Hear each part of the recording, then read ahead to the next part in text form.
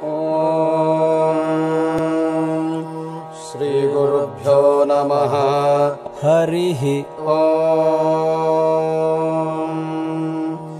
Gananantetyartyasya shaunako ngritsamadarshihi Ganapatir-devata Jagati Chandaha Gananantva Ganapatim Havamahe Kavim Kavinamupamasravastamam Jyeshtarajam Brahmanam Brahmanaspata Anashrinvannotibhis Siddhasadanam Gananantva Ganapatim Havamahe Kavim Kavinamupamasravastamam Jyeshtarajam Brahmanam Brahmanaspata Anashrinvannotibhis Siddhasadanam Om Shri Mahaganapataye Namaha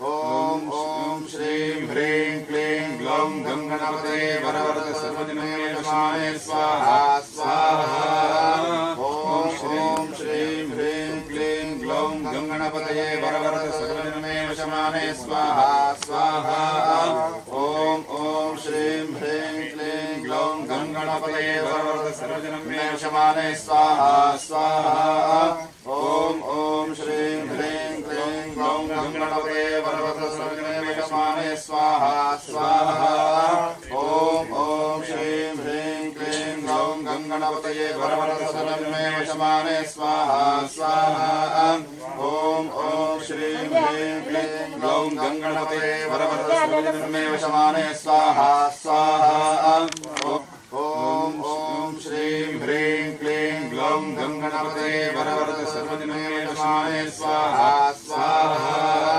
Om Shri Hrim Klim Glom Ganapataye Varavarta Sarvajname Vashmane Swaha Swaha Om Shri Hrim Klim Glom Ganapataye Varavarta Sarvajname Vashmane Swaha Swaha Om Shri Hrim Klim Glom Ganapataye Varavarta Sarvajname Vashmane Swaha Swaha Om Shri Hrim Klim Glom Ganapataye Varavarta Sarvajname Vashmane Swaha Swaha Om Shri Hrim Klim Glom Ganapataye Varavarta Sarvajname Vashmane Swaha Swaha.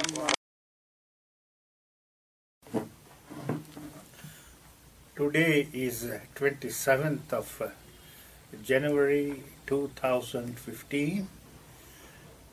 I am answering a series of questions by my good friend Sunil Panotil regarding Ganapati. Or when we consider our describing Ganapati, not all the epithets today we are seeing are in the Veda. Many of them, in some sense, were, shall we say, people knew by their insight, and they complement each other. Therefore, but the Western Indologists, they wanted to minimize, shall we say, reduce the Hindus' idea of identity. Therefore, they went on saying the modern Hinduism has no connection to the Vedic religion, etc., etc., etc. All of it is basically comes from the fact that they either were incapable of understanding the deeper issues, or they deliberately wanted to do it. Therefore, first thing I want to say is there is a continuous direction from the Veda to the modern times. So we have to understand what Hinduism says. Our Hinduism says the world is continuously changing. At that point, people always forget it in some sense. We accept change. Therefore, we respond to changes. We initiate changes, respond to changes. We are not the people, see, only so-called the earlier religions or basis. No, we are changing. We have a positive attitude towards change.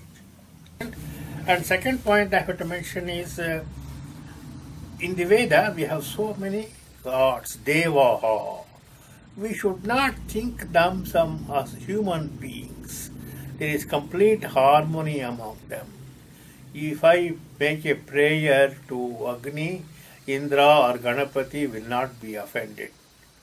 So in some sense all of them have properties. It is not like a hard separating line. When I say Agni is the Lord of the willpower, it doesn't mean Indra has no power of the will, or Ganapati has no power of the will.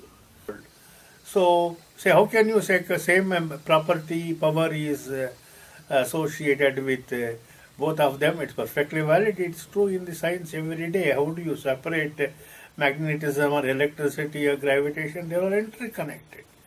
Therefore, the idea we should have in mind, because we have a epithet in a mantra dedicated to Indra, it doesn't mean it should not be used for Ganapati or vice versa, because all of them act homogeneously. Third point I have to mention here is the number of mantras to a deity. The counting the mantras is not an indication of his great powers or vice versa. Here, Vedas, you have to remember, are all of verses of wisdom. But it was in those days all memorized. They are not textbooks of the modern type where they go on describe in detail. They only give a hint to the powers. Therefore, in the Veda itself, the three words come. Brahma comes, Brihaspati comes, Brahmanaspati comes, Ganapati also comes. How do you fix the meaning of the mantra? In the Veda, Rig Veda itself, there are roughly 40,000 distinct words, excluding thing connected like cha, and which means and that sort of thing. Therefore, if I want to understand what is Brahma, what should I do? I should read all the mantras where Brahma occurs and see what is the point they are making in all of those mantras. Therefore, Brahma basically means the mantra or the sound pattern of a great power, which in some sense is the source of all creative activities. For we say, Vageva Vishwa Bhuvanani Janye. The word W-O-R-L-D came out of the walk or the speech. So this is the Brahma. Therefore, obviously, you can't separate he in some sense. So he is also connected with the soul power, Atman, which controls everything. But Brahma of the mantra is not the Brahman of the Upanishad. Why? First of all, Upanishads came another 1,000 or 2,000 years later, and they had a different way of looking at it. Then we have the deity called as Brihaspati. Pati means Lord. Brihas means vast. For example, we speak of the earth as characterized by Satyam, Ritam, Brihat. There is the Lord of the vast. In some sense, Brihaspati, you can say, corresponds to in some sense, the later Brahman, the idea of Lord of the souls. Therefore, the two, one is connected with the sound in some sense, other with the soul. Therefore, the attempt was made in some sense to understand a deity known as a Brahmanaspati, who contains both the idea of the soul power and the creativity of the sound. So people may say, how did... So always our Rishis, as I told you, each Rishi, 400 Rishis makes a point, another Rishi extends the idea. And therefore that's how the Brahmanaspati became.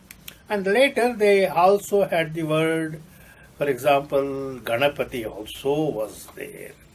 Gana in the Veda means only a group, any group. It can be a group of mantras, it could be a group of deities. For example, I told you about Maruts. We always speak of them as a group, Marut Gana. Similarly, we speak of the demons as the Rakshasa Gana. That is the idea. Therefore, we also have Mantra Gana also. Therefore, that is also possible. So, Ganapati means one who is the Lord of the group of mantras. That is this idea of Ganapati. And later, of course, people saw the correspondence between the two things. Therefore, they identified Ganapati with Brahmanaspati. Therefore, that is in this famous mantra we often recite nowadays. It is in the second mandala, 23rd sukta. It is due to the Rishi Gilsamada, Gana Nam Tva Ganapatigam Havamahe Kavim Kavinam Upama Shavastamam Jeshtarajam Brahmana Brahmanaspatim Ana Srinvanta Utipi Sida Sadhanam. Now, as you know, the mantra has 4 quarters. The first quarters we mentioned the Ganapati. The third quarter we mentioned Brahmanaspati. So that this idea. Therefore, we are speaking of the same one. Therefore, upshot of it is, he is the Lord of the mantras. Not only that, he is the Lord of several deities also. Mantra is not a single one. It has a huge number of complexity of the speech. It's very, very difficult to explain in a few words. Therefore, he is the Lord of all those deities also. Therefore, he is the Ganapati. So, that is the answer to the question. Therefore, another important mantra comes in the first mandala, 40th sukta. Uttishta Brahmanaspate Devayantastu imahe. Uttishta, wake up Brahmanaspati. Wake up means he is in some sense within us, but in some sense he is not working as it were. Therefore, we want the Brahmanaspati power in us to wake up. Devayantastu imahe. Devayu means those seekers of the gods are seeking for you. Wake up. Uttishta Brahmanaspate Devayantastu imahe. Therefore, there are several mantras like this. We have to understand that all the ideas I am presenting here are not my own ideas. Basically, they are due to 3, shall we say, major, shall we say, they were savants, they were scholars. First one is Sri Aurobindo. He sort of, his life spans 1872 to 1950. And his collected works in English and is more than 36 volumes. And his works in Veda itself is about 3 volumes. He was the first person to point out the stress, shall we say, the symbolic interpretation of Veda. He was not the first person. That credit goes to the Yaska himself. Remember, our Vedas are not books on common, they are original texts. Therefore, it is in that sense we identify. So, our Sri Aurobindo has written a great chapter on how we have to identify Brihaspati, Brahmanaspati and Brahma. It was Kapali Shastriya who added the idea that this same deity is also the elephant-faced Ganapati. The word elephant-faced comes very much in the Veda itself. It is called Mahahasti. Hasti means the trunk of the elephant. Therefore, whenever it is used, it is all because it can shape any skillful shape. It is called Hasta is the hand. Therefore, Hasti. Therefore, whenever it is said Mahahasti. Same mantra we have so word Ganapati also. Mahahasti Ganapati. But that epithet is used for a mantra of Indra. Therefore, people say, as I told you earlier, there is no hard, shall we say, dividing line. Therefore, elephant-faced. That is this idea. All we have is Mahahasti is the only epithet we have in the Veda to connect all of them. But the basic idea is there. For Ganapati, we use the word Vigna Nashana. Vigna is the obstacle. Nashana, who destroyed. We also call him a person who is not a master of the Vigna, can't destroy it. Therefore, we also call him Vigna Raja. clearly this epithet is not in the Veda, but it is there by all the great saints who have populated our music and that sort of thing. Yeah, that is the reason why in the later times this prayer is there. We have to understand why obstacles come to us at all. Obstacles are caused, we always blame the outside things for our problems. We have to ask from the inner side, that is the idea. Whenever we are clouded because of our 5-6 enemies, Kama, Krodha, Lobha, Moha, Mada, Matsarya, we lack the, shall we say, clarity, and we make wrong decisions and wrong acts. Therefore, so then we are faced with obstacle because of our. Therefore, the obstacles also make us have a learning mode also. If everything success does not teach us at all. Therefore, we pray to Ganapati, and remember, Ganapati is the Lord of the mantras. And what does mantra do? Mantra means manam trayate. It empowers the mind to set the things which are not all right in our subtle body to grow in the proper direction. That way, the vigna, shall we say, a new road is found for us. See, when we go from the road, we can't trace back to the old road. That is the Vedic idea. From there, we have a goal, all right. Therefore, a new road is open to us. That is the reason why the worship of the Ganapati became famous as the. So, he is, in some sense, he is not the Vigna Karaka. He doesn't do that.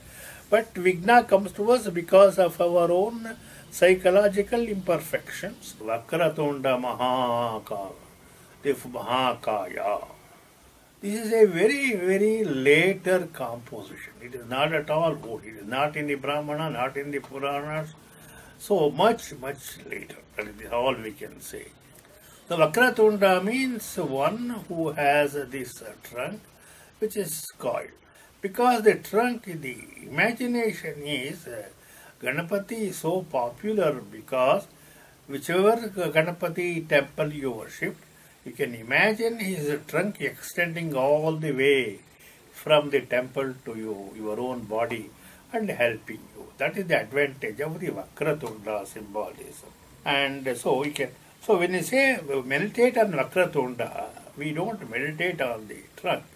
We meditate on that great power by which the trunk can extend and bless you and all the people with its power and correct, as I told you, purification.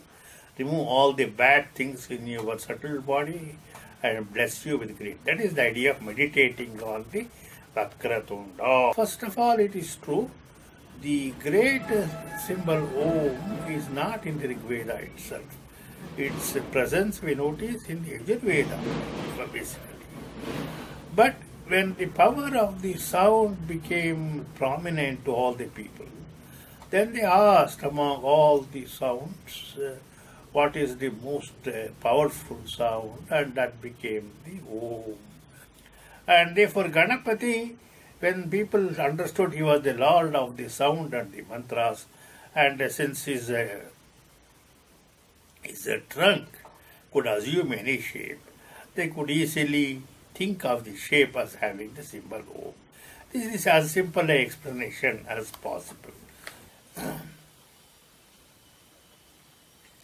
Next question. Is it true Ganapati Homa is a tantric part of the Ganapati mantras of Veda? As we said earlier, there are Ganapati mantras of the Veda, that is true. Tantra, of course, we as a separate chapter in the Indian spiritual history, it's important. But it is not, as people imagine, completely separate.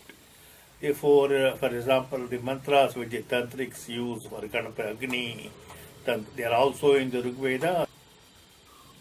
A special single mantra Lam is used in Ganapati Homam. See, they are all what we call as the Bija mantras in Tantra. The great saints of the Tantra period, they felt in their intuition these basic sounds have a very powerful idea, and people who followed them felt that what they were saying was true. Therefore, this lam, for example, we have the 7 chakras are there, Muladhara, Swadhisthana, Manipura, and others. In the Muladhara, it is said, it is Ganapati who resides there. There we have the letter lam given there. Therefore, the answer to the question is, it is the insight of the particular group of teachers who presented this lam. For example, gum is used, for example, Atharva Shirsha. Lam is also used. So they are all powerful mystic symbols. So people are made. Long mantras sometimes are not easily, shall we say, people get away in thought. For example, you say, take a Gayatri mantra. So when you repeat it, it's 24 syllables. It is people have usually go away. Therefore, in these small mantras like lam, lam, lam, lam, go on. So there is no occasion for your mind to go away. Therefore, that is a justification for this so-called single syllable mantras. Om is the one, Om, Aim is there, and for Devi we use a Kleem, and for Krishna also Kleem, Preem, all of those different mantras are there. Lam is also one of the possibilities. Therefore, when you see the usual diagrams of the people, the 7 chakras, you see, Muladhara, Swadhisthana, so Yara, Lava would be there among them. La is one of them for Ganapati, the Muladhara. That is this question. Remember, our Veda goes back to at least 7,000 years. And the point was, Veda is a difficult book and very subtle. Therefore, we want it to be approached by common persons also. Therefore, the Puranas, which came some 2,000 or 3,000 years later, they developed the modern methods of converting them into small, easily understandable stories. Therefore, for them, Shiva and our Ganapati and our Subramanya or Kumara, they were portrayed as children of Shiva and Parvati. That is this idea. Therefore, there is a lot of logic behind it, very deep ideas are there. So, Purana story may be there, but it can be grasped at a different levels also. For simple people, they are happy. When the gods have the family, and therefore they are happy. But more interested people will see what exactly sort of each god will do. We all of us know this well-known story. You see, therefore Parvati says there will be a special benefit for a person who goes around the world and comes back. And of course, since our Subramanya has the peacock as his Vahana, he goes. But the point is, meanwhile, our Ganapati encircles his parents. He says, you are the highest power, therefore there is no higher power, therefore he gets the result himself. So we have always, using the simple ideas, we have simple stories which tell them. So it is not the Ganapati as the son of Shiva and Parvati is not opposed to the Vedic idea. That is the point we have to understand. After all, there is a Veda accepts the idea of a Purusha and the Prakriti. Therefore, clearly everything must come from them only. Therefore, Ganapati being therefore it speaks of the Father Heaven and the Mother Earth, They are called as the Java Prithvi. Therefore, it accepts it basically, except it doesn't use the word Shiva or Parvati and other things. Therefore, that is the contribution of the later sages. They said, why not we recognize? To make a subject familiar, we have to give a name for it. Therefore, Shiva is there, Parvati is there. Why do we call her Parvati? Because Parva, a mountain is called as a Parvata. So many ranges are there. Therefore, we can approach her in that way. So many levels are there. She is the Parvati, that is this idea.